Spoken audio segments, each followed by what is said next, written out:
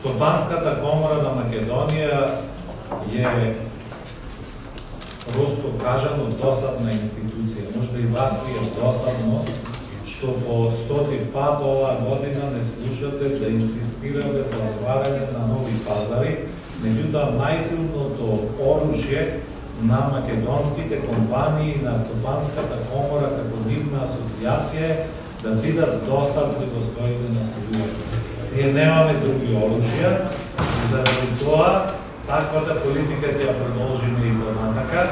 Ова е веќе четврта средба во текот на годината на која со помош на турските партнери сакаме да ви помогнеме да се обидете на овие пазари, да го зголемите својот извоз, со тоа да го стварите поголем профит, а и на македонската економија да ја донесете поголем раст. И поканивме ко-преседавачите на деловните совети на овие земји да ни бидат гости и пред нашите членови да ги презентираат можностите за заеднички настап, билатерална соработка со секој од наведените земји. Стопанската комора на Македонија до крајот на годината планира повеќе активности кои ќе ги доближат компаниите до пазарите на Либија, Кувајт, Ирак, Египет.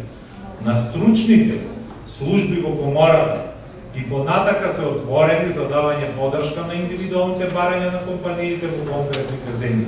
Денес очекуваме ваши директни предлози со цел што подобро заеднички да одговориме на вашите потреби. Цениме дека до 2015 година кризата во еврозоната и понатака ќе се подлабочува.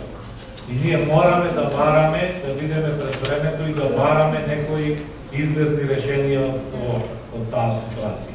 Цениме дека најдобро тоа да го направиме на овие пазари со подршка на нашиот најголем поморски пријател, тоа е комората на Република Турција, која што докажа дека стои за нас и ќе помогне на нашите компании.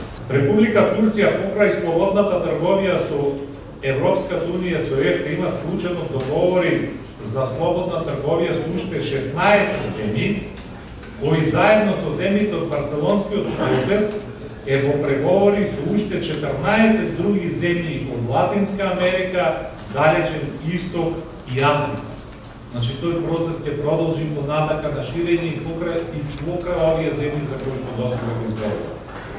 Таа е транзитна земја за енергенците и ги поврзува земјите од Кавказ, Централна Азија, Европската унија и Медитеранот, што е дополнителен перформанс за успешноста на овие економии.